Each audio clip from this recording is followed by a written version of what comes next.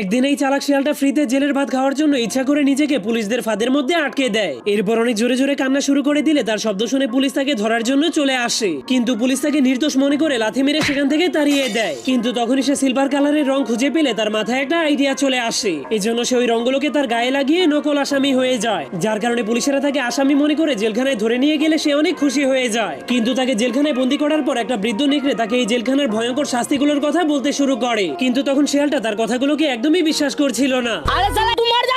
আমি বিশ্বাস করি না। এজন্য বৃদ্ধ নেকড়েটা সবাইকে বাঁচানোর জন্য লোহার মাধ্যমে চাবি বানিয়ে সবাইকে জেলখানা থেকে মুক্ত করে দেয়। কিন্তু সেই পাগল শিয়ালটা জেলের সরকারি খাবার খাওয়ার জন্য নিজেকে আবারও জেলখানার মধ্যে বন্দী করে দেয়। কিন্তু এরপর সে যখনই দেখতে পায় পুলিশেরা তাকে কুপিয়ে মারার জন্য ধারালো কুড়াল নিয়ে তার দিকে আসতে শুরু করেছে, তখন সে অনেক ভয় পেয়ে জেল থেকে পালাতে শুরু করে দেয়। তোরা কে কোনাস আমার বাসা? এই জন্য জেলার তাকে ধরার জন্য তার পিছনে অনেকগুলো ভয়ঙ্কর কুকুর লাগিয়ে দেয়।